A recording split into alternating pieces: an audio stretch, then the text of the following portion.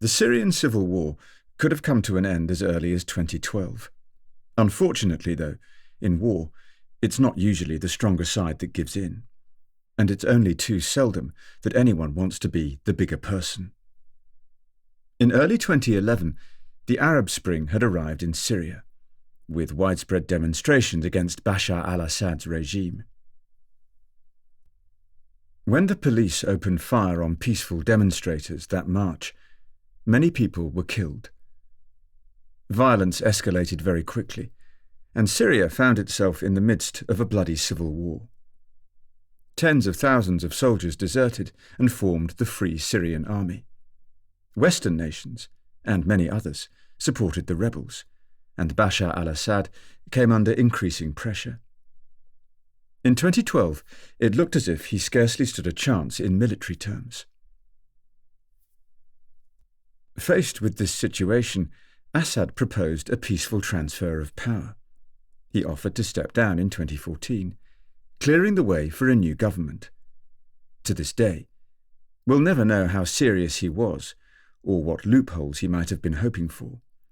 But at least it was an initial offer to move towards peaceful change, and a first glimmer of hope for Syrians. Outside Syria, people thought Assad had to go immediately, not in 2014, and if he didn't, the Syrian revolution would make him a thing of the past. Everyone laughed at Assad because they thought the war was won, and they didn't believe any kind of compromise, conversation, or negotiation was necessary. Former Finnish President Martti Ahtisaari, who was awarded the Nobel Peace Prize in 2008 for his work resolving many conflicts, came to a similar verdict. In 2012, he was involved in talks to end the Syrian civil war. Russia, as a major power backing the Syrian regime, had proposed that Assad should relinquish power once peace was agreed. But the US, France and UK had rejected this suggestion because they were so convinced that Assad's fall was imminent. It was a terrible error of judgment.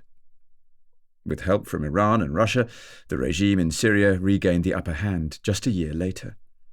Shiite militias and Russian warplanes gave it a military advantage, and in parallel, an incredibly violent war was being waged by a regime against its own population.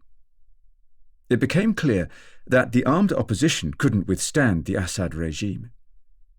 Faced with this scenario, it was the West that started thinking aloud about potential peace negotiations, and now it was Assad who was laughing, as he no longer needed them.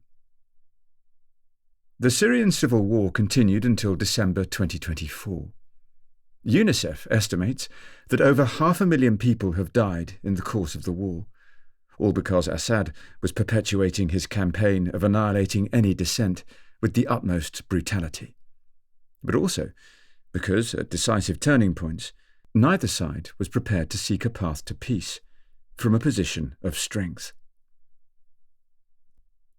Every concession is a betrayal. Lazaro Sumbeiwo, a Kenyan general who spent years facilitating peace talks during the Sudanese civil war, succinctly summed up the key problem with peace negotiations. Negotiations are the continuation of war in a different theatre of operations. It's an almost brutally blunt statement that encapsulates all the difficulties that peace talks have to contend with. Negotiations don't mark the beginning of peace, and at first the battle is continued by other means, with words, and with an unspecified outcome. It is a coming together of bitter enemies who have committed the most savage crimes possible against each other, who deeply despise one another, and who have vilified each other for years with every conceivable kind of hate speech.